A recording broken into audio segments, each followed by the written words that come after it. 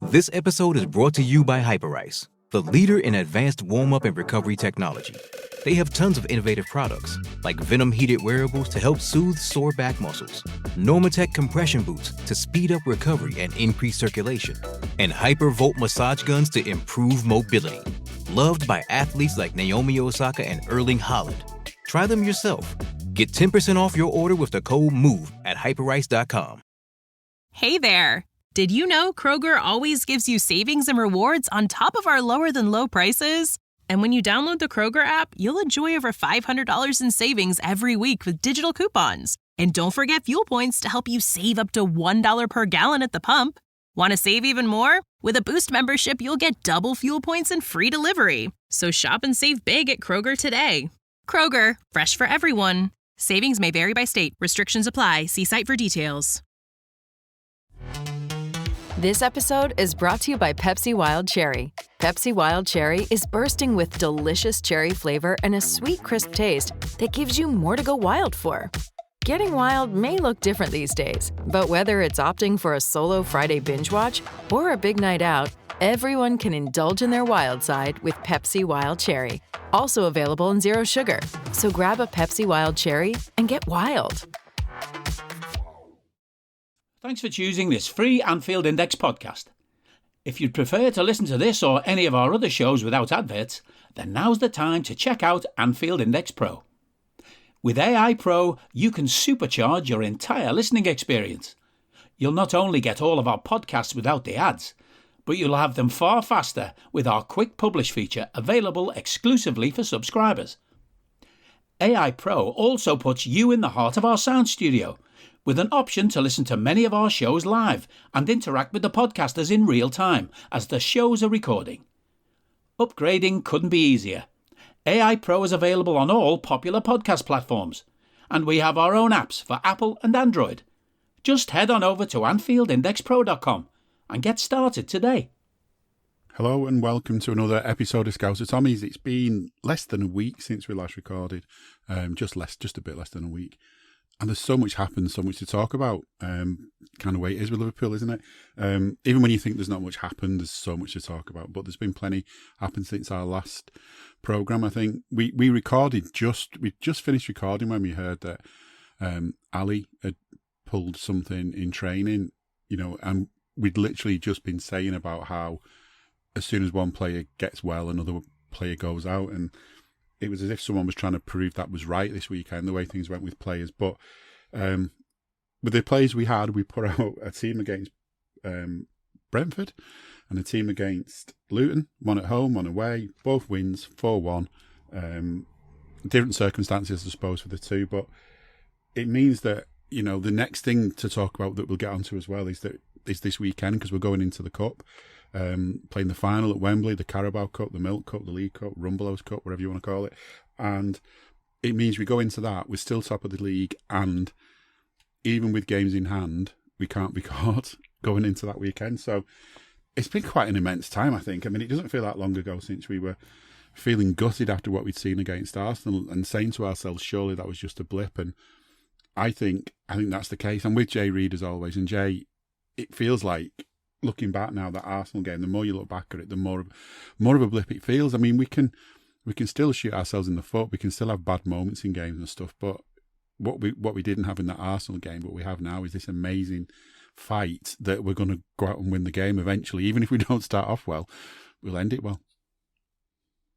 Yeah, I think when you look back at the Arsenal game, I think everyone agreed it was just a really bad day at the office, wasn't it? In terms of nothing really ever seemed to go right at all in that game.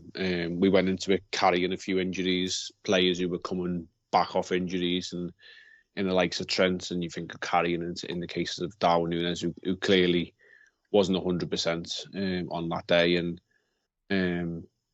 it sort of just felt like a combination of a lot of things just not going our way, and we took it on the chin, and always in the old cliche of it's how you bounce back. It's your next game is the most important then, and since then we have sort of gone on a semi decent run there. I don't think we've lost a game, have we, since Arsenal? I think we've rattled off, is it three in the league victories? Yeah, 3-1 and 2-4-1s. Yeah, so yes, the back door is being left ever so slightly ajar in terms of we're allowing teams to get a goal on us, but we're racking up wins and we're putting teams to bed nicely. It's sort of got that old feel of well, we don't have to play well for 90 minutes to win a football match. If we can just play well for 15, 20, 25 minutes or something like that, we can blow teams away. And in looking back, a retrospect of last night, as we record this on Thursday afternoon, we were poor first half and in all aspects of the game. I thought we were trying, but we weren't really doing anything as we would recognise Liverpool to do, and that, albeit there was mitigating factors for that. But the second half, we turned it on for probably 20 minutes or so.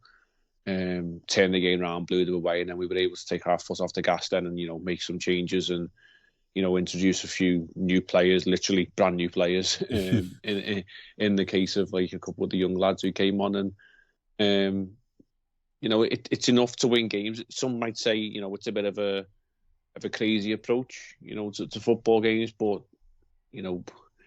without even delving into the injury aspect, we've got talent in our squad that's so good. We can condense what is a 90-minute match of football into about 25 minutes and blitz a team and put them away and just manage and sustain what we need to do to get through the rest of the football time and in the 90 and ensure that the result goes in our favour. And it's proven dividends this season because we've not really done ourselves too much damage. A couple of defeats, and albeit one of them was probably the only warranted one, was the Arsenal one, and we've always looked back on that. And you'd even look at the games leading into Arsenal: 4-1 against Chelsea, 5-2 against Norwich, a 4-0 against Bournemouth.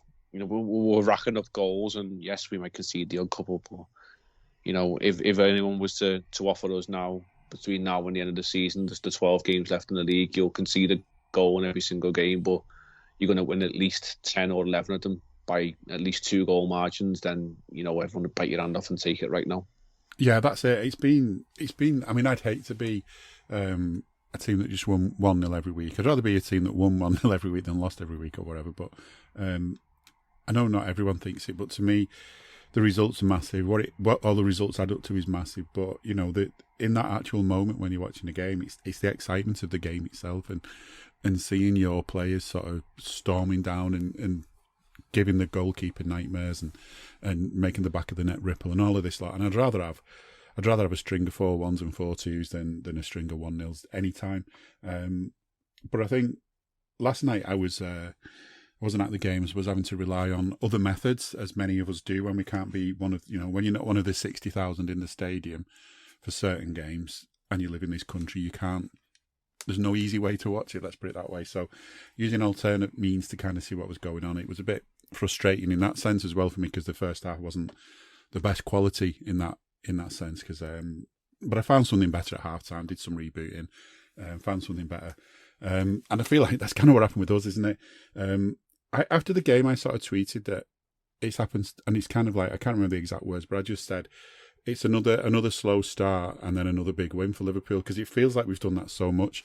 We've had games where, we've maybe had a lot of the ball early on, but we've not done enough with it. We've not created any really decent chances and things like that. Or, we've sort of muddled along, not done loads, but then we've conceded. We've been sloppy and conceded. Feels like it's happened a lot this season.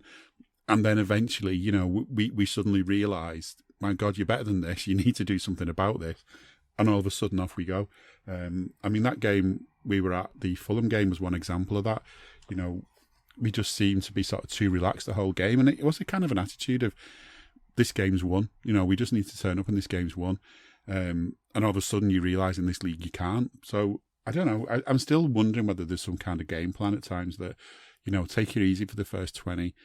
Don't overdo things, save your energy a bit and then conserve it. But, the difference last night, second half, the way we were constantly winning the ball back so well, like, just a cheeky, sticking your foot in, just knocking the ball away from them, and then going getting the ball and then finding a teammate. And it feels like it's all really basic, simple stuff that we've done, but we didn't really do it properly in the first half. And apparently Klopp, I saw a story that Klopp actually said to the players at half-time, he reminded them about the Barcelona game, because, and I'd forgotten, that Barcelona game, that comeback, we had key players missing then, didn't we? We had Bobby and Salah, I think it was, that was missing. And he said to them, look, there's players missing, but don't make that think you can't win. And I think, that was kind of how I was feeling first half, looking at the bench and thinking, who can you bring on? There's loads of kids, and then there's 3 defenders, 2 of them are left backs. Like, it's not, normally when you're watching a game first half and it's not going well for whatever reason, you're thinking, right, you need to hook him. Need to hook that forward, bring this one on instead, or at least get someone else warming up on the touchline so they know the times, the times running down on them, being able to do something and stay on the pitch. We had 3 defenders on the bench and loads of kids.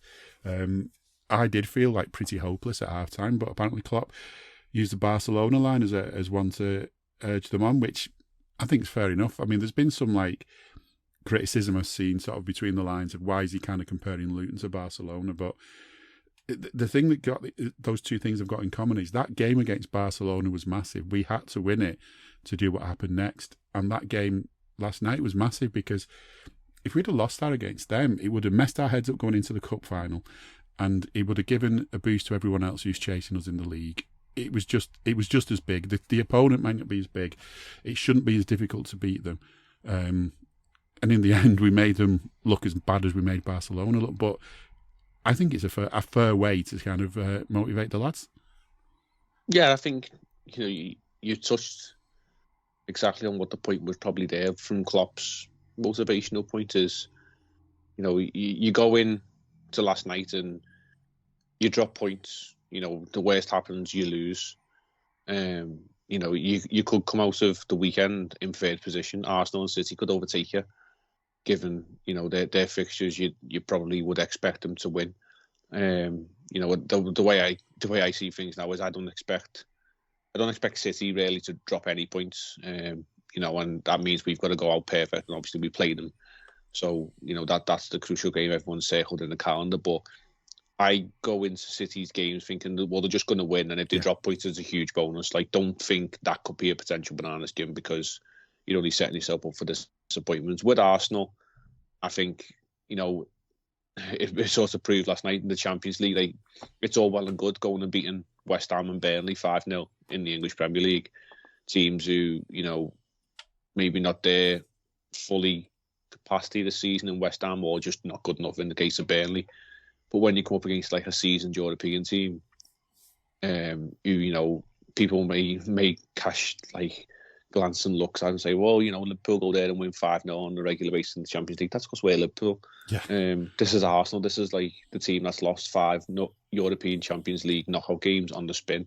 This is the team that is inexperienced. This is the team, that have got a manager at the helm who thinks he's better than what he is. And we found out last night, and it was quite hilarious driving home, listening to the last 15 minutes. And then, is it true they didn't get a single shot on target? I read that somewhere. No shots on target. And I think it will, the effervescent, intelligent views of Andy Townsend, and I think it might have been Massive Face or someone on TalkSport. For our Wolves, we were listening to that on the way home, and it was like, solid away performance from Arsenal, 0-0 away from, they've scored 1-0. And it was like, it was just funny because you think, well, that's probably how it's going to end up for Arsenal in the Premier League this season, because they get ahead of themselves, and I expect at some point Arsenal will drop silly points.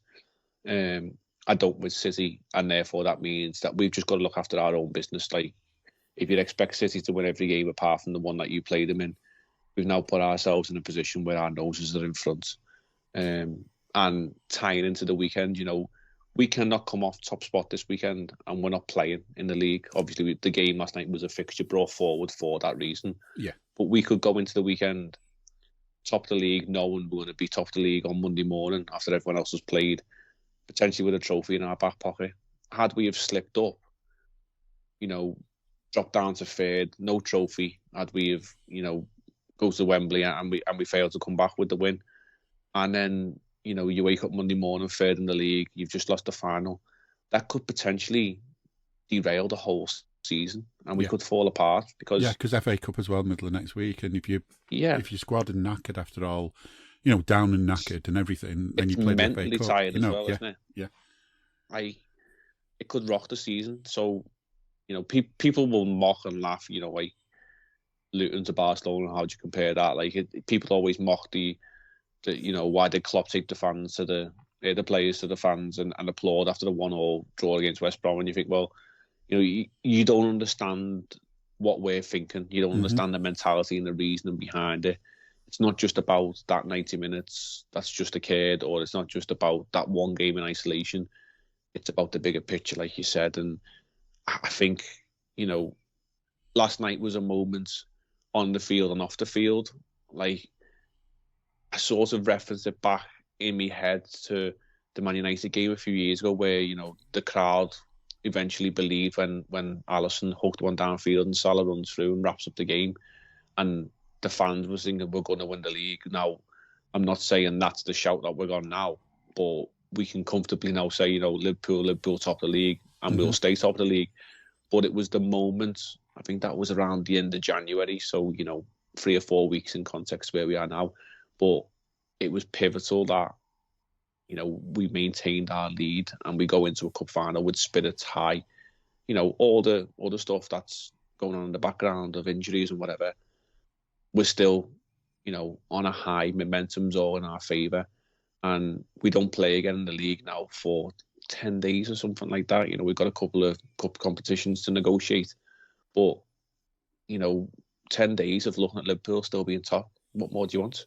Exactly. A couple of games for us without playing in the league. Let's see what state it's in when we get back to the league. And that's the beauty of it. It doesn't matter that much at all because, like you say, we've just got to go on with the assumption that everyone else is going to win their games that matters, in the league race. Everyone's going to win. We can't do anything to change that. They're going to win, lose, draw, whatever. It's got nothing to do with us. If we assume they're going to win, then it means, hopefully we're at a level to make sure we win and keep them further away. I mean, City did slip up and it does make it more that it's in our hands, but, we've just got to keep winning. Even when you start thinking, it's an easy game, though, I think this is the difference as well is, people have kind of laughed at Liverpool when we've been thinking we're going to win the league. We're never saying we're going to win the league like it's ours. Nothing, we're so arrogant that we think it's already done. I feel like we're not. We're saying, when we say we're going to win the league, we're saying we really believe that we've got what it takes to win the league. And we should be able to do if we put everything into it the way that we've got. And I think if there's been times since Klopp came when maybe you've thought we kind of forget how good we are, or we sort of assume we're better than the other team and don't need to put as much effort in. Although, I've said at the start of this podcast, there's times when we play games a bit like that, but only for part of the game. And I just think, I just love the way Klopp motivates them. I mean, he's just basically talking about sort of living in the moment. Forget about all the other stuff. Forget about what anyone else is doing. Forget about Wembley on Sunday. Forget about, how many players are missing. Just think about the game you're on. And it was just so good. I mean, first half, I wasn't happy at all, as I say, but second half, I was just blown away. I really was. But you were saying as well, though, before we came on air, that it was... as much as Klopp sort of gave them the beat up the arse in the dressing room at half time, there was another incident that kind of changed things because we've said it before, like the 12th man, the whole crowd. When we're loud, the players benefit so much from it. When the players are playing so well, the crowd gets louder, and the two things feed off each other. And sometimes you just need one of them to make the first move. And it felt like that was maybe a case last night. Go on, one of you start. It's either the crowd or the players. One of you start it going. But in the end, it was, from what you were saying, pretty much it was the ref, wasn't it, who sort of kicks it all off? Yeah, so obviously I'm deep in the back ends of the Kop, and for reference to the first half, there was, a half decent atmosphere is probably the best way of putting it. Muted by the fact that Luton get that goal. And And it felt like a leisurely atmosphere to me. Like, especially, when the other thing that does me, I'll just quickly say this: when you're not winning and everyone starts shouting "shoot" when someone's in a stupid position, like, that's for when you're winning 4-0, not when you're losing. Like, please, anyone who goes to the game, just stop shouting at Gomez to shoot. Yeah, like, his goal is going to come at some point. Like, but asking him to shoot when we're 1-0 down and there's still an hour worth of football to left, and he's 25 yards out with 8 defenders in front of him. Yeah, cutting in from a left-back position, like, he's never done it in his life for a reason. So asking him to shoot from 25 yards, pathetic, stop it. He sounds stupid. But, like, there was a sort of... I felt like the approach at times was maybe a bit, If you own a vehicle with less than 200,000 miles and have an auto warranty about to expire or no warranty coverage at all, listen up. CarShield has a low-cost month-to-month vehicle protection plan that covers more parts than ever. Visit carshield.com/audio to find out how you could pay almost nothing for covered auto repairs. Drivers who activate this vehicle protection today will also receive free roadside assistance, free towing, and car rental options at no additional cost. Get your free quote today at carshield.com/audio. That's carshield.com/audio. Disrespectful to Luton in the fact that we went in there as a team, yes, albeit, a lot of changes and players coming in to fill positions of others. But as a crowd as well, we probably thought, this is Luton, we'll roll these over 2-3-0, we'll get out of here, everyone's fine on Wembley and stuff. And, you have got to respect the fact that, they've earned the right to be in this league. They're punching way above the weight. And they're doing all right at it. Like, they put up a decent fight for, at least the first half of the game. And it felt as though, we were taking a bit for granted, and then, like, people started to get a bit moany and groany. And then there was an instant in the first half where Klopp turned to the main stand and he had to go with the fans. And I think where that stems is, people are frustrated. They've come to see Liverpool probably turn it on and do well. And we're 1-0 down. It's about 42 minutes on the clock. And I think Harvey Elliott either blazed one wide or he overhit a pass to Luis Diaz. I can't remember the exact moments, but if you remember the game, anyone will know what I'm on about. And he turns to the crowd and he sort of has a go, but the main stand, people are going off for half-time refreshments, pies, pints, little stop at the toilet or whatever. But the way that stand is now built, it doesn't look good in terms of people streaming up the stairs. Like, it does look like, someone's pulled the plug out and everyone's just, like, going down the tap. And he was probably frustrated with the fact, like, well, where are you going? Like, these lads have got time on the pitch here and they need your support. And, I can see where Klopp's coming from, but I can also see where fans are coming from, thinking, well, sod this shit, I'm going to go and jump the queue and try and get myself in the toilet or try and get something to eat. And get ahead. And, it's people's perception, everyone's different. But then in the second half, from my vantage point, we were denied a clear penalty when I think it was Diaz tried to hook a cross in. And forgive me for whatever Luton defender it was, looked like he was flagging a taxi down outside the ground to get into town as quick as he could, because his arm was, from my position, seemingly very, very clear away from his body.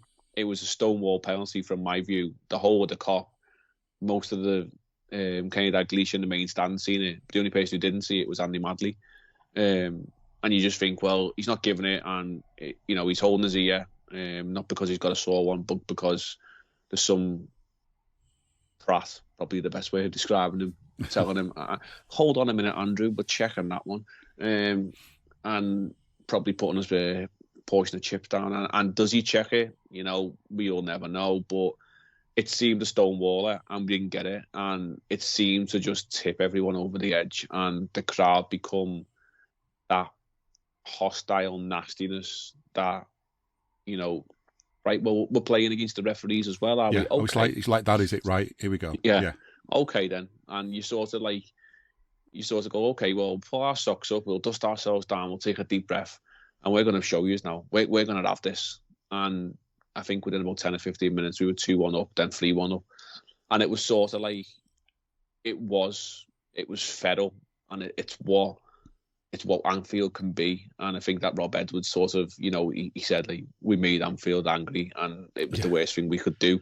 And, we've said it before about the myth of the Anfield atmosphere, and you get teams like Luton, and I couldn't hear them because, you know, they're quite a vile bunch of fans in terms of some of the tripe they come out with. We won't get into that, but, you know, small clubs like that are, where's your famous atmosphere and all that? Yeah. Like, we'll sing a song for you, all that business. And you go, okay, well, you know, like we've seen teams like you're 10 a penny. You're not worth, you know, the rousing European night atmosphere, which actually Klopp asked for, funny enough. Yeah. But then we got it, and it works, you know. And there'll be times this season when we're going to need that. You know, that it might be a couple of European nights to come. It'll certainly be against Man City in a few weeks' time, and there might be, you know, a couple of other occasions where we need that feral atmosphere where, you know, all four corners of the ground is pulling in one direction and it's trying to pull that ball into the net. And I don't know what it is to be a player, because, you know, only very few people get that joy and luxury of being a professional footballer. But to have 11 players in a red shirt on the pitch and 11 players in a different coloured shirt have completely contrasting sorts of emotions and reactions to noise being around them.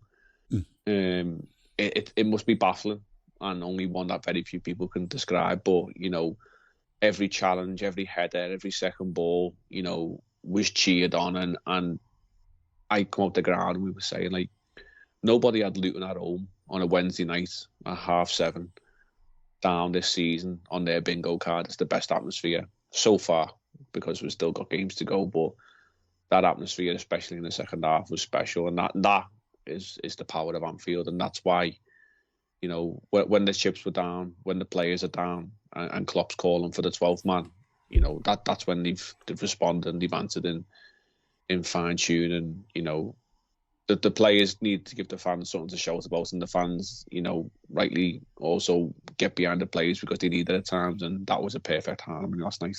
Yeah, I love it. It's been. I mean, I don't know what it is. There's just times when they just people just don't get started, and it is frustrating when you're sitting there and you're thinking, I don't know, unless you're the kind of, I mean, I'm not extrovert enough to be the one that starts the singing going kind of thing, you know what I mean? But I'll start shouting, and I'll start the noise. And I've said this before as well, the singing's only part of the stuff with the atmosphere.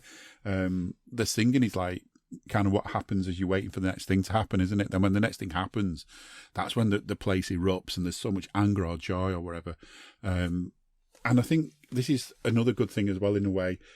I mean, we'll get onto the injuries because we've had loads this season, but it's giving these young players a chance to actually play in that atmosphere, because there's such a difference to playing against a load of other players your own age, your own strength, your own size, your own ability kind of thing in academy games in front of like one man and his dog. You know, sometimes there's probably more coaches than there is fans at these games, depending on whether it's behind closed doors or not. Definitely not loud noise and things like that. And then you go and play a game at Anfield, and, you know, as soon as you do something, good or bad, there's a big noise behind it. You know, I think, was it... I can't remember, one of the young lads came on last night and got fouled almost straight away. And you know that when he went down and felt the foul, the whole ground was with him. You know, the whole ground was with him and was angry with him. You know, was getting on the back of the player who'd fouled him. You know, if that had been an academy game, it would be echoing off the trees nearby, wouldn't it? You know, with the noise of the tackle, that would have been it. There wouldn't have been any sort of, you know, backing in that way. And I think it's right. I mean, the Luton manager said about how his players almost seem frightened by it, and I think when it's your crowd doing it, it must be such a boost. But injuries have hit us this season, and I do think, like, I mean, I said it before when Robbie Fowler became big name, it's because we'd had injuries, and it gave him a chance, and I'm sure he would have made it anyway. But maybe not. I mean, that's the thing. Maybe if we'd had no injuries, the manager just wouldn't have given him a try, and by the time, are you that person who has everything? The coolest merch and those must-have fan threads? Well, over at our Anfield Index shop, we've gone that extra mile when it comes to pimping up your Liverpool collection. From our popular range of bespoke design t-shirts, sweaters, hoodies and hats, to our signature edition mugs, prints and coasters, all provided with fast worldwide shipping. We have something for every red. We also stock official LFC merchandise and are licensed with the Premier League and UEFA to sell official iron-on shirt badges and sleeve patches. As a listener to this podcast, you can get 10% off everything with coupon code AIPRO10. Just head over to AnfieldIndex.shop or find us on Etsy by searching for Anfield Index. It came to it, he'd have ended up, maybe moving on, going somewhere else. But injuries meant he got the chance to shine, because that was before rotation was a thing as well. And, you never look back. He scored 5 goals on his third game, all in one game and things like that. So it makes a difference. But these young lads are doing the same. And there's even a chance now, depending on what's really going on with injuries, because I'm still partly hoping that some of the missing names last night were kind of being rested because they'll be okay for the weekend. Don't want to chance it last night, but we'll give him a rest, because I honestly thought Konate might come on, early second half. Maybe it just wasn't the right game for him. But I think it's going to be interesting to see what happens on Sunday, because these young lads are really going to need to draw on that experience, because although Wembley can be a bit of a boring place, not just when England are there, and the atmosphere can be dead at Wembley easily, when it gets loud, and it's such a big occasion. I'm glad they've had the chance to at least have some big games at Anfield to prepare themselves. But injury-wise, I don't know, I always remember the COVID season, and we said how bad it was, that we'd lost so many players, and we had, the whole back four was going. We were just like running out of players to actually put in defence. Like, I'm sure Klopp was ready to start playing at one point. But this season, it just feels like front to back. I don't remember a time when we've had anywhere near a full strength squad. No, I think there was a stat. I want to say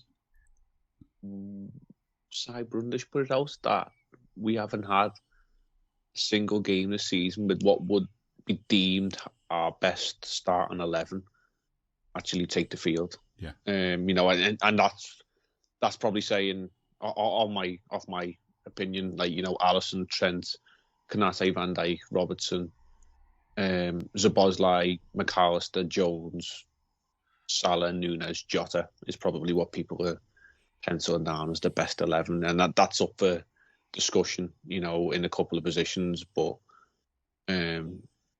if people are using that as the nominal sort of best 11, then I don't think it's taking the field. I could be wrong on that one, but I think that's what I've seen over the last few days. And didn't we touch last week on injuries and saying, like, it's been sort of overlooked that we have got injuries, and everyone faces injuries. Let's not kid ourselves here. Every team in the league has faced injuries at some point.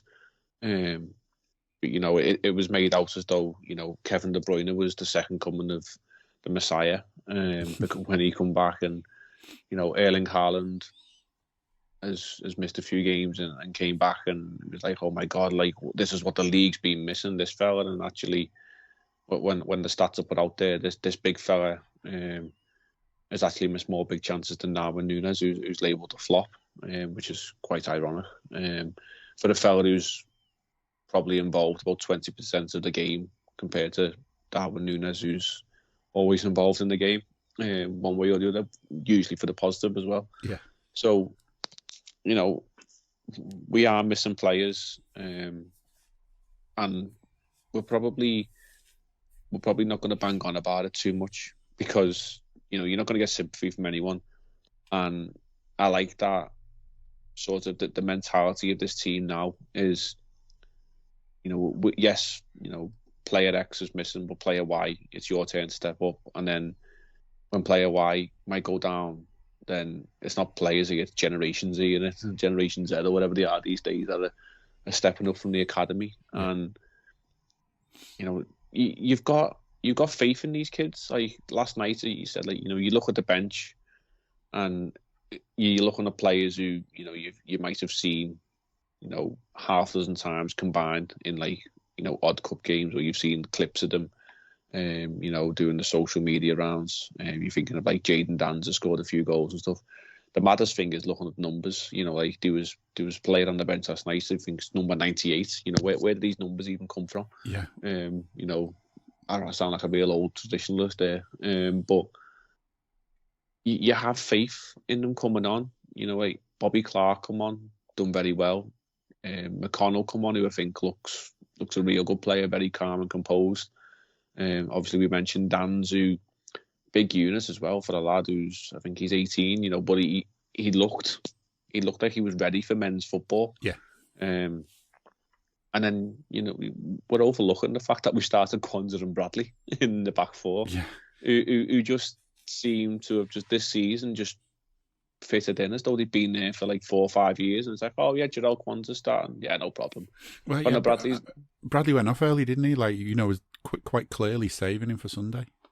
Yeah. And it was like, yeah, Connor, you've had yourself, you know, 60, 65 minutes there. You go and take a seat, son. You've got Sunday to deal with. You know, that team that you ran ragged the other week at Anfield, yeah, you're facing them again. Just go and put your feet up, you know, have a rest for half hour, you know, and we'll put a couple of these young lads on, because we've got to get them on before 10 o'clock, because the mum and dad will be asking where they are. Good job. Is it half term this week? I can't remember.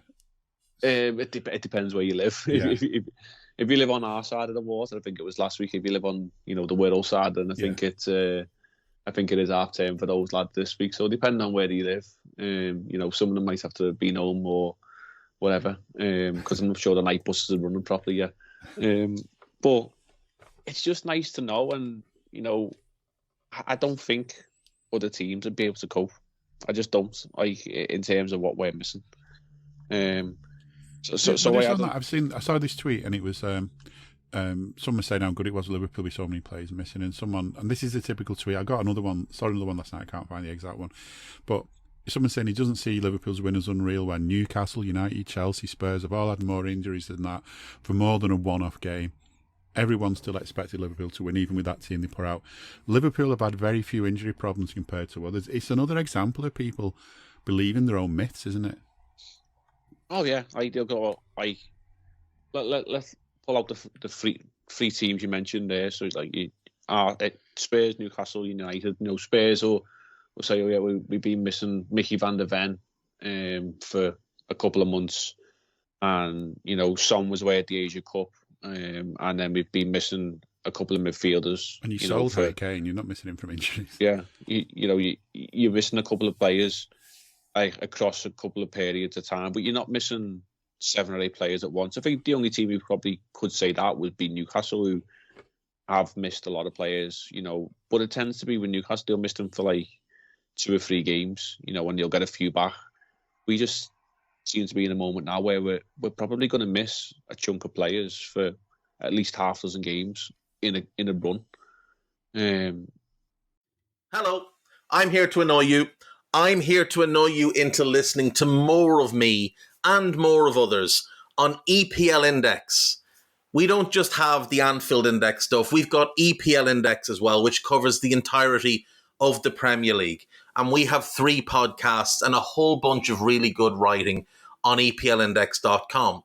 The podcasts are my own 2-footed podcast, which is every day at 4 p.m, Monday through Friday, covering the whole league. We have A Tad Predictable, hosted by Tadiwa. You know Tadiwa, he does Anfield Index. He presents A Tad Predictable before every Premier League match week. And then Kevin DeVries and his crew on the EPL Roundtable, they're every week after the Premier League match week. So make sure you listen to everything we're doing on EPL Index and follow us there on Twitter at EPL Index. Thank you. Bye-bye. And, you know, the people are factoring, Mo Salah. We haven't had Mo Salah since New Year's Day. He came back the other day to great effect against Brentford, but we've not seen him since New Year's Day. You know, and we're now at the end of February. And, you know, the injuries racking up. We know Alisson is probably going to be mid to end of March. You know, we know Jota is probably going to be back some point, hopefully in April. We know Jones is probably going to be at least a couple of weeks. We know Trent and Szoboszlai, or realistically, is probably going to be another week or 2. We'll cross some fingers on Salah and Núñez, and they were just the players missing last night. You know, if you want to factor in Matip and Thiago, you know, whether you're counting them as players or not, you know, the players who've contributed at a first team level to a great success in the last few years, you know, so you've got to factor them in. And we left Kanate on the bench last night. You'd imagine that coat that he was wearing was probably cotton wool padded, so he was nice and cozy. And we left Robbo on the bench. You know, who many would say over the last 7 years has probably been arguably the best left back in Europe at times. You know, yes, he's declined a little bit in the last 2-3 years, but at one point he was the best left back in the world. And if you were doing a sort of a survey across what's available in this league, he'd certainly be, you know, top 5 contender for a left back position. And that's not get onto his leadership side as well. The difference he makes in that way, you know, leading by example. So I had a little think before, and thought, well, let's take the players who we were missing last night from the starting 11, and I'm including Konate and Robertson for being on the bench, and thought, well, I would City or Arsenal get on, you know, our title rivals. So, you know, City will be missing Ederson, Walker, De Bruyne, Bernardo Silva, Foden, Haaland, Alvarez, Ruben Diaz, Gvardiol, Stones, and Kovacic. You know, are they fielding an 11? Because they've got a really small squad. You look at City's bench all season, and there's players on that bench who you've very rarely heard of, if anything. You know, then I look at Arsenal's team and I thought, right, well, they're going to be missing Raya, Ben White, Odegaard, Rice, Saka, Jesus, Martinelli, Saliba, Zinchenko, Gabriel, and a under the midfielder. So let's just say Thomas Partey. You know, you could have picked Havertz, you could have picked El Neni, but you know, I'm sort of putting Partey in the same sort of bracket as Thiago. You know, a player who's not really featured overly much, but I wouldn't put money on either of them teams confidently going into a game thinking with all those players missing, they're coming out with a positive result. And you would possibly say the same about us.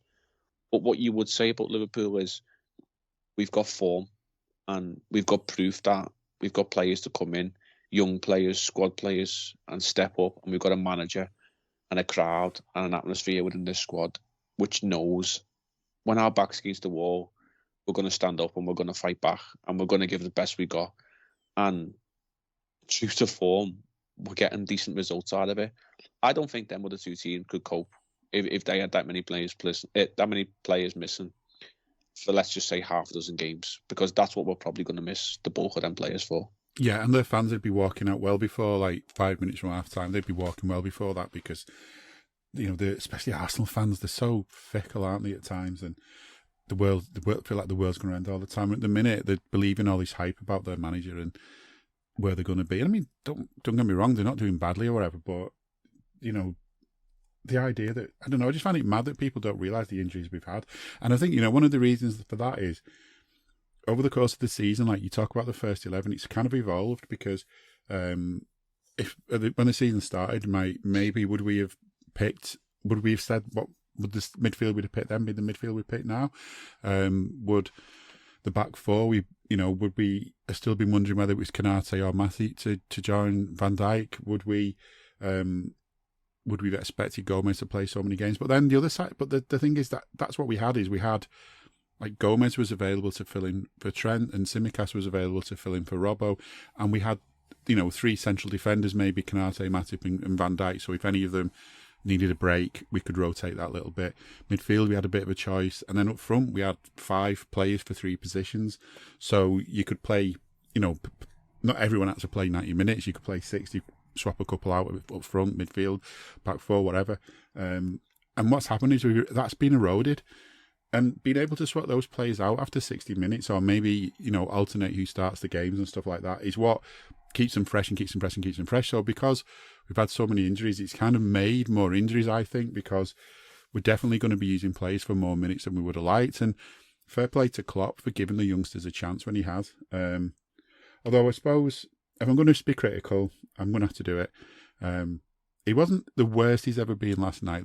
I did notice a couple of good moments, but if there's one criticism I've got of Klopp at the moment, if there's one thing I don't understand, and I'm quite happy to not understand because he's so much better at football than I am, Mr. Klopp, but I still don't get why Ryan Gravenberch is getting in ahead of some of them kids.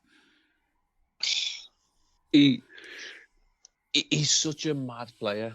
Like he seems to have, you know, he came to the club in the summer and it's like he picked up Jordan Henderson's crown of how can I divide the fan base.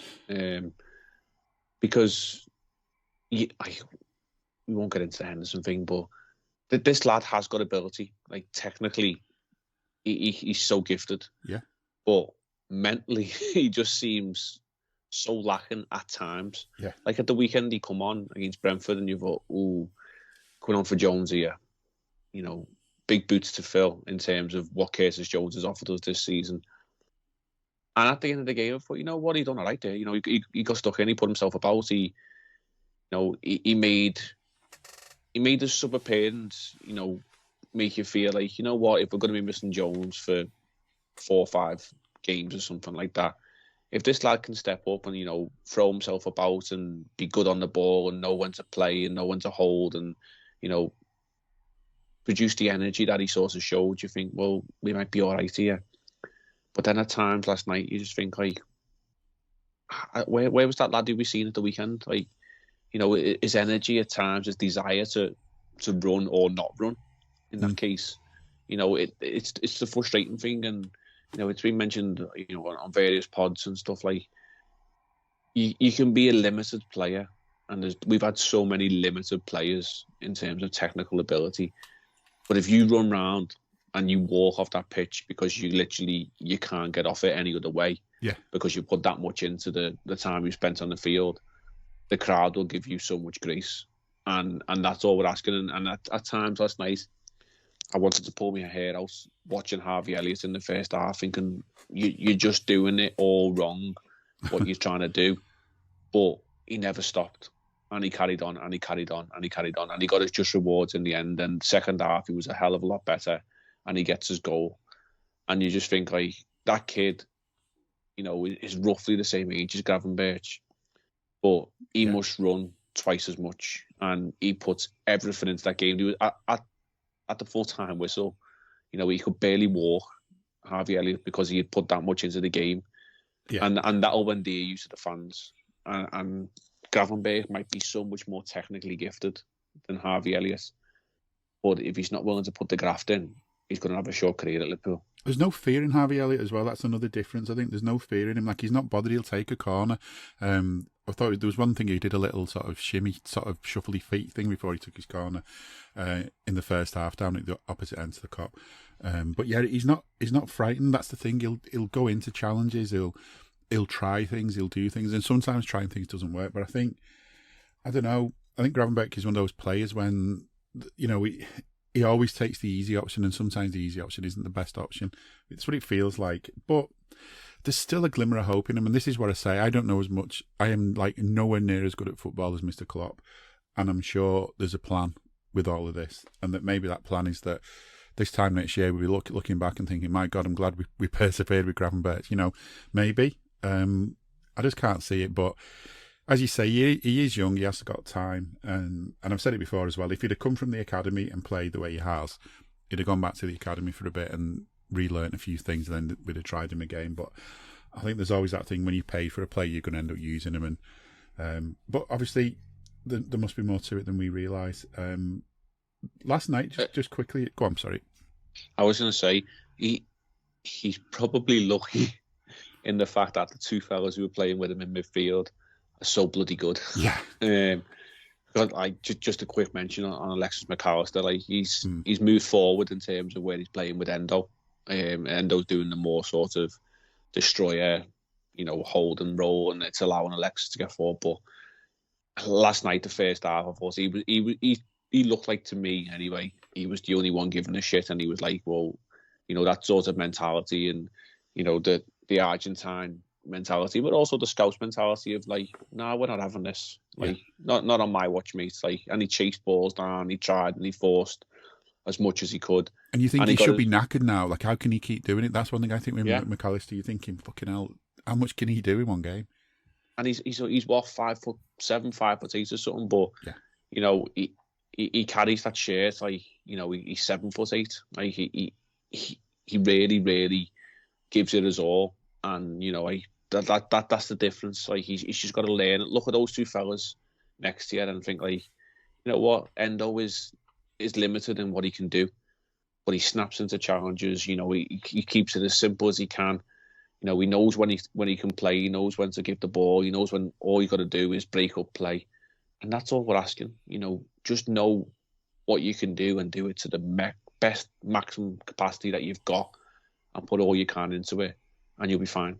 Yeah. That's all he needs to do. Just look at those two, and he'll be fine. Yeah, I mean, the kit man can probably measure how well people are performing. I bet, if he's going to wash McAllister's kit, he needs a couple of washes to get that sorted. Whereas, Gravenberch, he's probably just a quick spray for breeze or something, isn't it?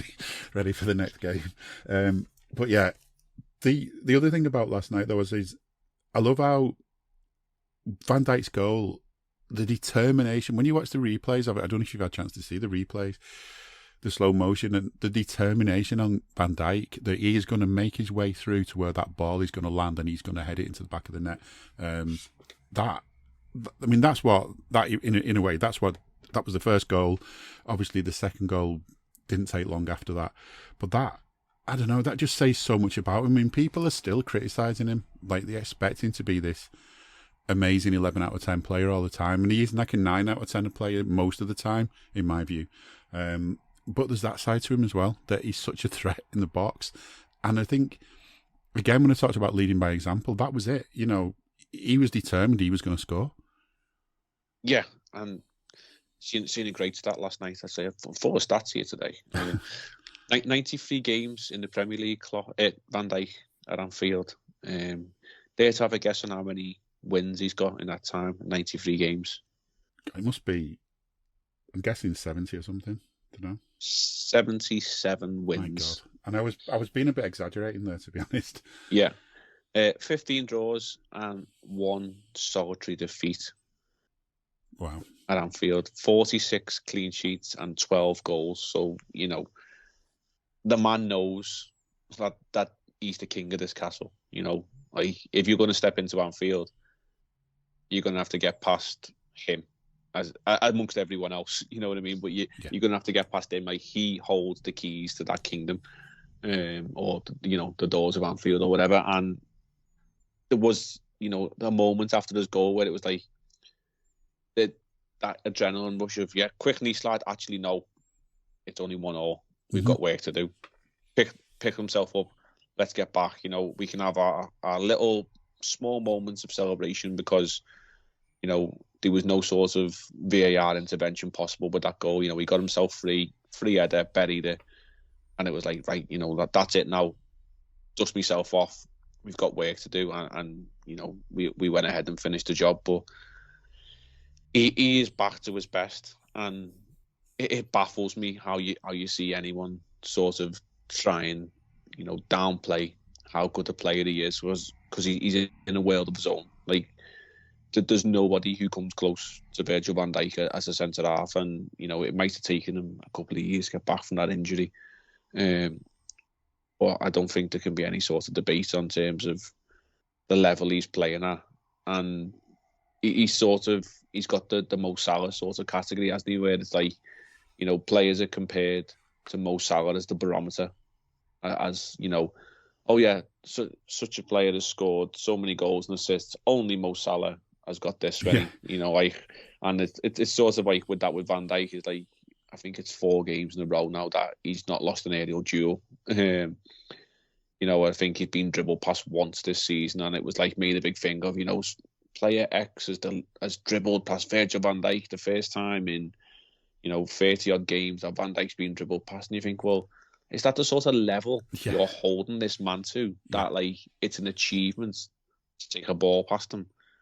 We're lucky to have him. We're blessed, and the fact that he's the captain as well. Like, no slight on others, but people can captain teams in many ways, and he's one who leads by example in numerous ways. Whether it's vocally, whether it's I'm going to get the goal that gets us back into games, or whether he's driving teams forward and organising.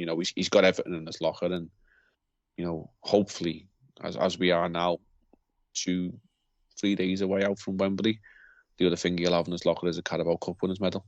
Yeah, definitely. I mean, I think you're right. I mean, there's probably players who get little rosettes for winning a throw-in against different things, like little achievements. They won a throw-in against Virgil or something. But he's a good proper captain as well. I'm not trying to slag off the last captain, but he's a proper Liverpool captain. He's got what it takes. I sort of was brought up on likes of centre-backs like Phil Thompson, say, being the captain, or Alan Hansen being the captain, and others. Emlyn Hughes was the captain. But he's just that kind of player who's just, he doesn't need the armband to be a leader almost, but giving him the armband just confirms it, just underlines it. And I'm not, I don't want to criticise the last guy, but he wasn't that kind of captain. Stevie was when Stephen was captain, Stephen Gerrard, obviously. But, he's such a valuable player to us. And I know there was talk about what's he going to do next. And I think basically when he's talking about what's happening next is he's being honest. He doesn't know, because he doesn't know who the next manager is. The next manager might not want him. I'd be surprised if the next manager didn't want him. And to be honest, if the next manager doesn't want him, we probably don't want that manager, do we? He's been, and also good last night was, I thought, the other 3 goals were from our front 3 that we'd basically got, if you like, Elliott, Diaz and Gakpo in reverse order getting the goals. Like, they're the players you were looking for. And when in that first half, I'm thinking, God, we've got no one on the bench to come on and shake it up. I feel like those 3 kind of picked up an understanding as well as the game went on. And whether they still the front, the 3 we're going to be relying on Sunday, we'll have to wait and see. But I feel more confident about that. And obviously we've got other players from all around the pitch who can make a difference. So Chelsea, I don't know, are they a bit of a Jekyll and Hyde team? We demolished them at our place. We embarrassed them. The big worry is that, if there is one, is that wasn't the real Chelsea. But I don't know. I feel like it was. Surely they're going to try a bit harder than they did at our place. But, job's not done. But if we go out there and just play our game, we should win that easily, shouldn't we, really? Yeah, we should. And I think Chelsea are such a mad team that this is basically all they've got to play for. So that's where, it becomes a bit sticky. Like they're not going to get much else joy out of this season. Slap bang mid-table at the minute. They might sneak a European place if they can sort of get their act in gear. And, the teams who are positioned between like 4th and 8th or something like that just seem to be dropping points on a regular basis. If one of them could put a decent run together, they'll one of them will nick 4th, out of Spurs, United, Villa, Brighton, I think are sniffing around there. If one of them could put a decent run together, they'll take the 4th position because the 3 at the top are clear in the way. Or Chelsea might think, well, if we can put a run together, we might not get the 4th, but we'll pick up the Europa League and we'll sort of get ourselves back on track. But I think we've got to look at the game of the week and think, well, that's the benchmark, and we can prove we can do that. And yes, there might be a couple of players missing from that game, but you think back to that game and think, well, the lad who was arguably man of the match was Conor Bradley, and we've still got him. Yeah. So that's a good starting point. And I just think Chelsea will come and they'll give it a huff and a puff, but we've faced them in finals, and you mentioned before how like Wembley can get loud, and yes, the split officially, well, it's not 50-50, it's what, like 35% each or 30% each in terms of ticket allocation or whatever. But and we're going to eat into that other 15% more than they will eat into the other 15%, if you get what I mean, on their half. Oh yeah. So I would say it's going to be 50 to 60% Liverpool and probably 35 to 40% Chelsea. And if we can make it as feral as we did last night, it doesn't matter what 11 lads are on the pitch in a red shirt, because we know, maybe Brian Grafenberg aside, we know the lads will put everything in there to do what they can to win a game. And maybe it might be the spark that Grafenberg needs. It's a final. If you can't get yourself up for the final one, what can you get yourself up for? But whoever it may be that dons the shirt and takes the field, they'll have the backing of everyone in the stand in a red persuasion anyway. And I think whether it is the front 3 we've seen last night, or we might be fortunate enough with injuries to get back a couple of players, those lads who played last night have got a goal under the belt, they've got a win under the belt, and they'll be confident that they can go to Wembley and put a performance on it and hopefully get the positive result that we all want. And it would look even better if we are missing the numerous amount of players, and Chelsea are missing a couple themselves, but I couldn't tell you who they are because Chelsea have a squad that's turned over so fast. Like, I don't know who plays for them anymore, and I don't recognise half of the players. I wouldn't even put a player in my fancy football team because I don't even know who plays for Chelsea. Yes. So, it'd mean even a little bit more if there is a second string sort of approach to positions on the field. But,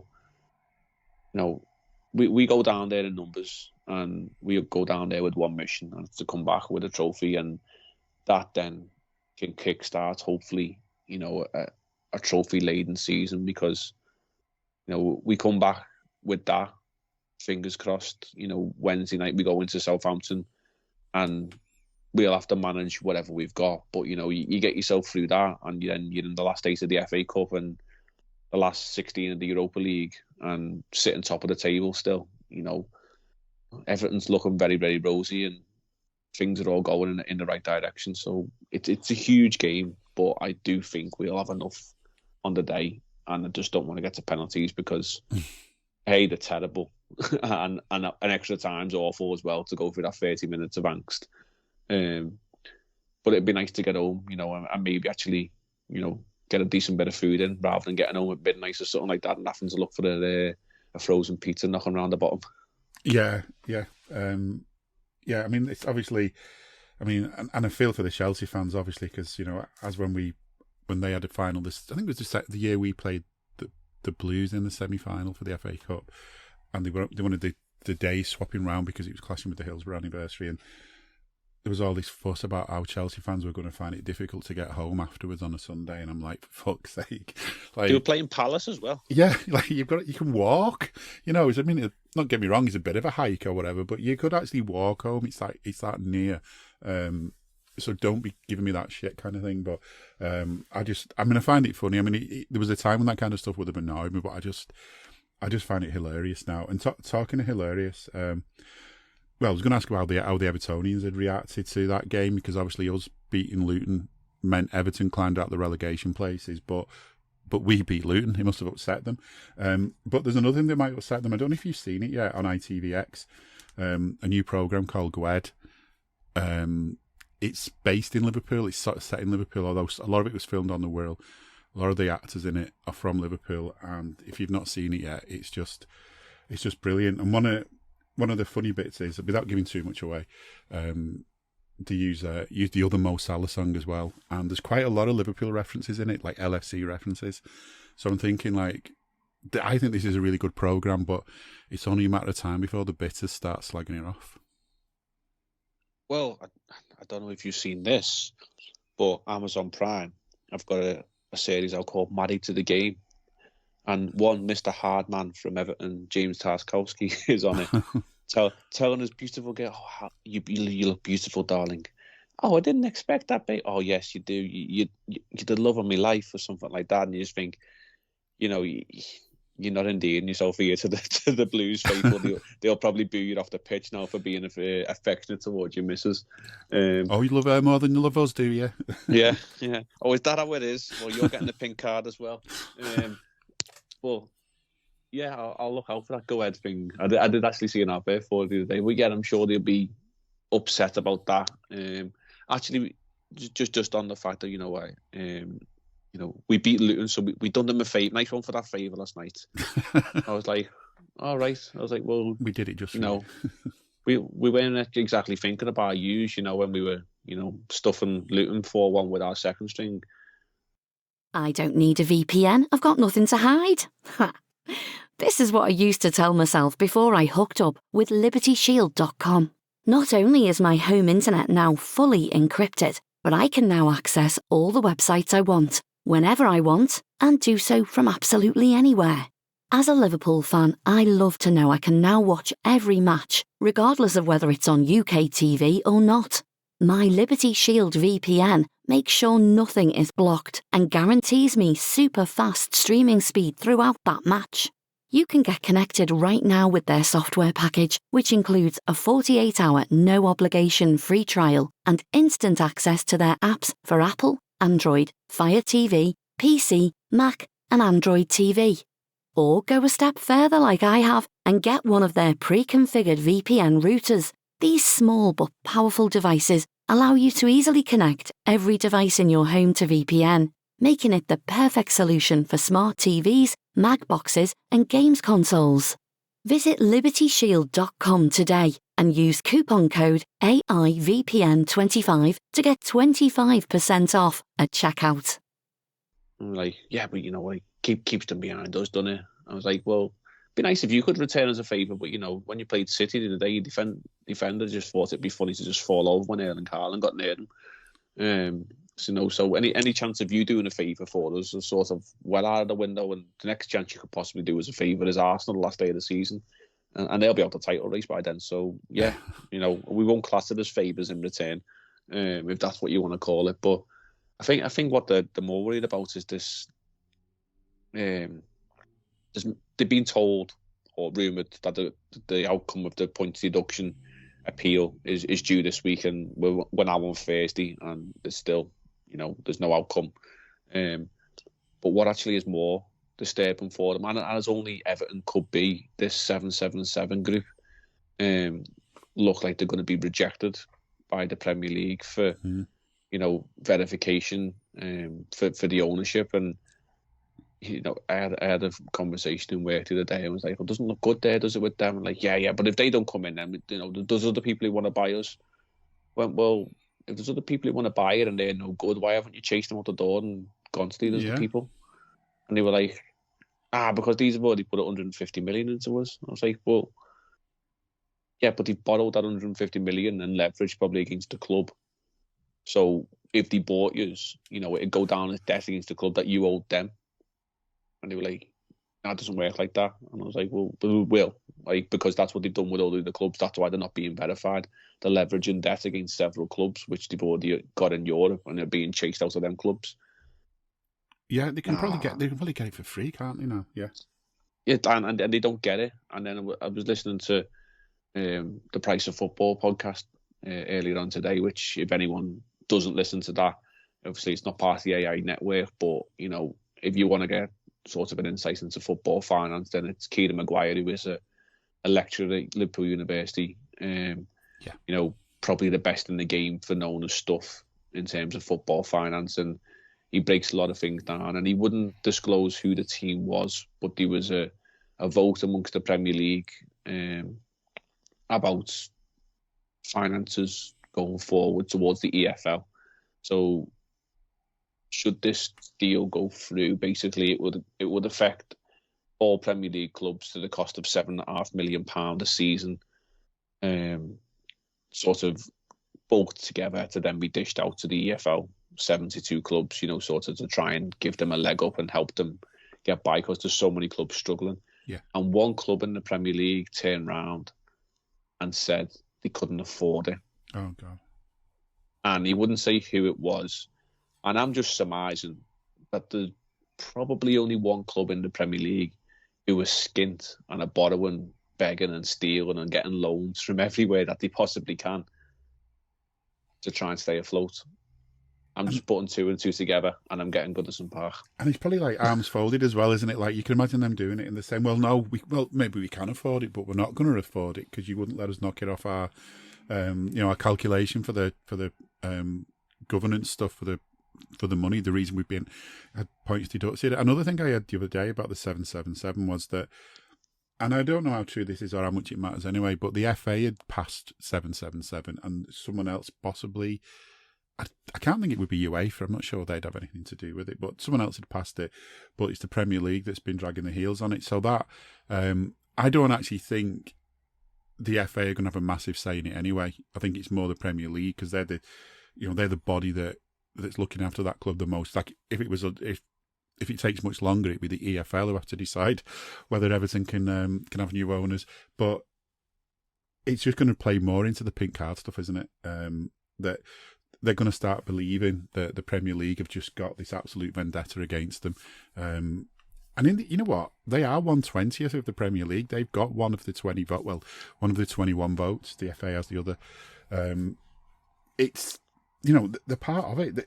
They've been involved when all these different rules have come in and everything else, and I don't know. I just be interesting to see what the outcome of this appeal is. But I just feel, personally, I feel that if they, and I'm not sort of trying to dig the knife into them, but I feel that if that gets overturned or reduced, that it just lessens the threat. Like, this was a good message to send out, that you're not allowed to mess about with your finances anymore, because if you do, there will be consequences. I'm sure Man City, I hope Man City are going to get the consequences if that all turns out to be true, what we've heard about them. There's no way to me that they should be reducing that appeal, that amount of points deductions, unless the only way they could do it, arguably, is to maybe suspend some of the points, but then straight away they'll come in because they've messed up this year.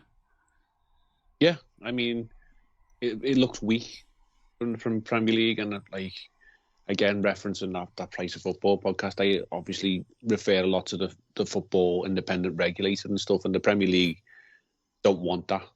And if you want to get clued up on it, there's plenty of podcasts out there, and that's always a good starting point to find out why.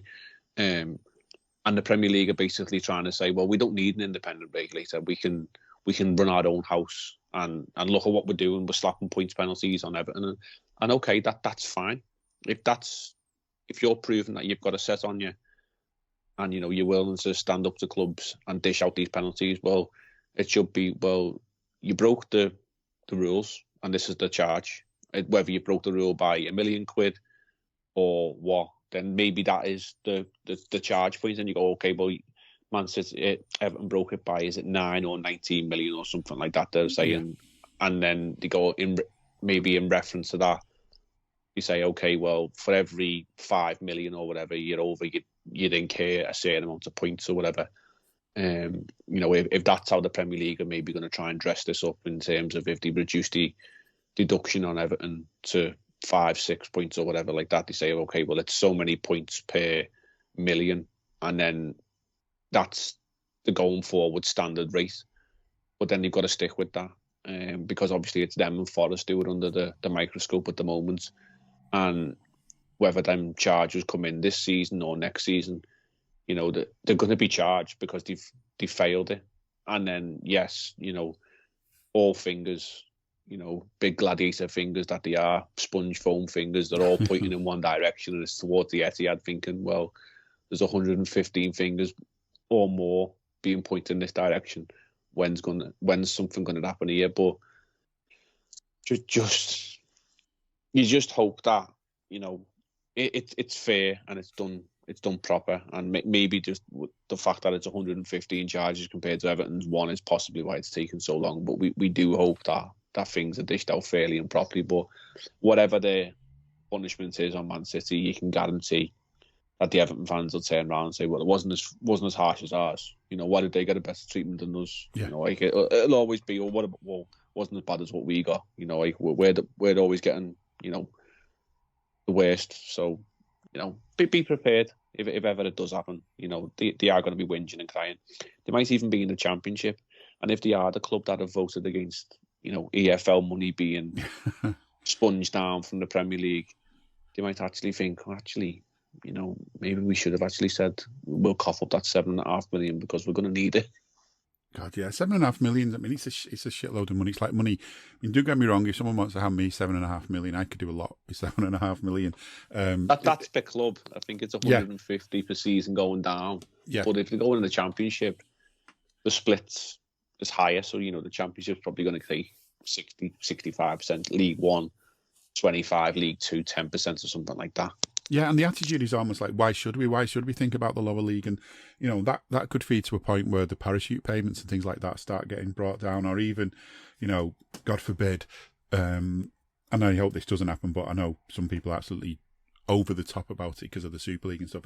They could even turn around with the Premier League and say, we're going to stop anyone coming into it. This is a closed shop now. These are the 20 teams. And if you've just gone out of it, you're not going to get back in. But I don't think that's going to happen. But the other thing that, quickly on that as well, you're saying, like, there's a few sort of said, oh, well, the Premier League are only doing this so that they don't have to have an external regulator doing it for them.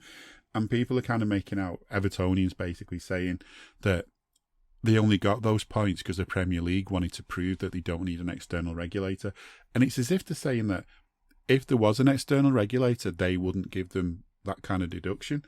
In some ways, the external regulator might have given them something a lot worse, because they're not going to have any kind of sentimental stuff going on. I honestly think the Premier League will have a certain amount of sentimentality. It makes them look bad to have to deduct points anyway. So an external regulator, to me, could well have deducted a lot more. Could have been a lot less lenient. And some of the stuff in those written reasons that were given about how they went backwards and forwards and they were given special dispensation because of COVID and the new stadium and stuff. External regulators aren't going to go that far with them. So, I just think they'd have been a lot better off just taking it on the chin. And as the league table stands at the minute, they're just out of relegation. And I still think they'll survive. But the way they've done it, I don't know, I'd be embarrassed if I was an Evertonian. But saying that, it's not because of the pink cards. I'd probably be embarrassed anyway, wouldn't I, being an Evertonian? That's what they do. Something they don't need to worry about anyway, but maybe we do. Tomorrow, so after the show's gone out maybe, Europa League draw. We didn't play in the last round, did we? Because we were too good, or we did too well in the first, the first half of the competition. So we missed out the next bit, the kind of playoff bit. But now it gets going again, and it's back to knockout stuff as well, isn't it? Something Arsenal aren't good at, but we're not bad at it usually. Yeah. So I'm sure, obviously, as you say, by the time this is out, we'll know either A, the teams we can face, or B, the draw will have been done. It'll either be midday or 5 o'clock tomorrow afternoon.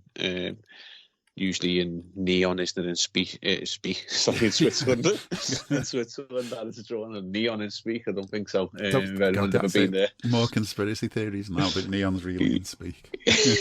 So I had a little look before we started tonight. Just the potential teams who we could get, and as I say, we'll know the outcome by the time this is out. So, teams who look like they've probably already got through to the next round are probably Sporting, AC Milan, and Karabag. Obviously, we can only face teams from this playoff round because we're that good that we finish top. We can't face other top teams because we're that good. Yeah. So, Sporting, Ruben Amorim connection, decent outfit. AC Milan, decent outfit. Karabag, you don't want to go to, I think they're Azerbaijan, and the away leg is the first leg that we play, and it's on the Thursday before Man City. So we don't want to be travelling to the back end of, Far Eastern Europe just for the game of football. So we're looking at, none of them teams, please. Out of the other teams of ties that are closely sort of matched. The one you want the winner of is Lens or Freiburg, or Lens, if you want to be the French accent on it. You're not going to travel far into, France or Germany there. Nice sort of 2.5 hour flight max there and back. Benfica or Toulouse, who were obviously in our group, and I think Benfica have got their heads up in that one. So, there obviously is a little bit of history there, but again, you're not travelling too far either way for that one. Marseille, Shakhtar, and obviously Shakhtar being Ukraine-based, but currently playing the trade, I think, mainly in Poland or sometimes in Hungary. Could be tricky, given either of them games. You don't quite know what you're going to get out of Shakhtar, and Marseille, albeit aren't great, can cause problems at the Stade Velodrome. Tired, probably want to avoid is Roma or Feyenoord, on the basis that, Roma, Italy can always be a little bit of a tricky European away day, as we found out, and that's not just on the field, it can be off the field as well. Yeah. And Feyenoord are a decent outfit in the Dutch league, albeit we should probably have too much. They're still a well-respected outfit and doing very well. And then Sparta Prague, Galatasaray, you don't want to be going to Galatasaray, but if you have to, you will. And Sparta Prague, you'd welcome them. So, there's teams in there that will whet the appetite. I think if you were being all honest, you want the winner of the Lens Freiburg game, but you probably do want to avoid maybe the likes of Karabag, AC Milan and Sporting. And then probably Roma, Feyenoord for me. Yeah, I mean, you've got to play the better teams at some point if you want to win it. So, some of those names we want to avoid now. With no doubt, if we do well, we'll end up playing at some point. But you're right. We just and the other thing as well is we can't send the kids. We can't even sort of, we've got like a lesser team. We'll just send the kids because the kids are basically the first team at the moment. Whether that'll still be the case when the draw, when the actual games take place. I think it's like the 7th, 14th of March or something that week. So we'll see, but it's not long off. So I can't it's either side of Man City, but yeah. the second leg is the home game. Yeah. And I think if we had like a full strength squad, we would send. You feel like it would be Kelleher in goal for the first leg at least, and a kind of very rotated side just for the first leg, and then if needed, bring them back for the second leg. But I just think at the moment Klopp's basically on who's fit. Pick 11 players who are fit, and then see who's left. If there's anyone left on the bench, for the bench. So we'll see. But the draw, by the way, is 11 o'clock tomorrow morning, so Friday morning, in Neon, Switzerland. I must add. Oh, the other Neon. Oh, it's in that. Yeah. not the one in Speak, just by the airport. It's the one in Switzerland.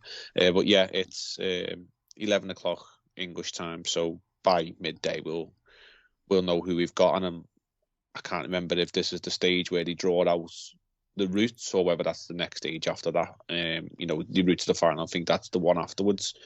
So I think it's open draw after then. Once the seedings have gone away. So yeah, I imagine once this drops onto the AI platform, we'll know who we've got, and we can sort of plan our European adventure. Oh, saying that though, I've watched some of these draws. Like they say the draws at 11 or 12, and then you're like 2 hours later, they're still introducing people and showing clips and like doing all kinds of shite before they actually get onto the draw. Maybe it's not as bad for this one. I don't know. I've just watched too many of these draws in the past and thought, my God, this is taking far too long. They overcomplicate it, don't they? Because they have instead of just getting the ball out of a bag, they have to get the ball, they have to unscrew it, don't they, out the bowl, and then it's like all this complication, and yeah, it's not one, it's of all the things in football you can watch that are exciting, the draw for the European games isn't one of them. It's probably like watching VAR training or something, it's that exciting. But yeah, these, as we said at the start of the show though, loads and loads for us to talk about, and when we get back next, hope maybe a week from now, we'll see. I'm sure there'll be loads more to talk about, including that draw, that final, that FA Cup game, more injuries, no doubt, more rumours about new managers. Who knows? There'll be plenty to talk about. There always is with this club, and plenty of green eyes and envy from across the park looking at us, trying to say they're not bothered by us. But as always, thanks to you, Jay. Thanks most of all to you for listening and for supporting us on this channel, and thanks for listening to all the other shows. Just a quick one from me. I wrote an article for Read All Over the Land. It's their 300th issue. It's the only Liverpool fanzine left, the only printed fanzine left for Liverpool fans. It's on sale outside the ground every home game, and you can get it online. So don't let me writing for it put you off. It's worth getting one because it's issue 300. Feels like it's a bit of a souvenir edition. I mean, I don't know how much longer he's going to keep going putting these fanzines out, but as I've written in there, it's an important thing to have fanzines and to have fan media and for us all to get a voice because, whatever else is going on in the world, whoever else gives us information, we're only trying to give you information for the right reasons, which is because we're fans of the club, we care about the club and want it to be better and we want everyone to enjoy it. But yeah, have a look out for that if you can, and order one. And I was also on their YouTube channel, so if you're really bored, you can watch that. But again, as I just said, thanks to you for listening, for supporting us. Keep listening. I think I'm on Raw as well on Sunday, unless I get a last-minute ticket for the final. Jay's going to actually be at the final. Hopefully, both of us have a great time on Sunday, and hopefully you do as well, however you watch it. But once more, thanks as always. We'll see you next time. We hope you enjoyed listening to this Anfield Index show. Please be sure to subscribe to our channel so future podcasts find their way to your device automatically. There's nothing quite like fan engagement, and we'd love to know what you think of anything discussed on this show. The best way to get in touch is over on our free Discord community, where both podcasters and listeners debate the hottest LFC topics 24/7. Sign up free now at anfieldindex.com/Discord. You won't regret it. You can also follow us on Twitter at Anfield Index, and find us on Facebook by searching for Anfield Index. Oh, and before you go, we'd love it if you could leave us a 5-star review on your favourite podcast app. It only takes a couple of seconds, and it means the world to the people who create these free shows. Sports Social Podcast Network. Tax day is coming. Oh, no. But if you sign up for Robinhood Gold's IRA with a 3% match, you can get up to $195 for the 2023 tax year. Oh, yeah. Sign up at Robinhood.com/boost by tax day to get the biggest contribution match on the market. Subscription fees apply. Investing involves risk. 3% match requires gold for 1 year from first match. Must keep IRA for 5 years. Robinhood Financial LLC, member SIPC.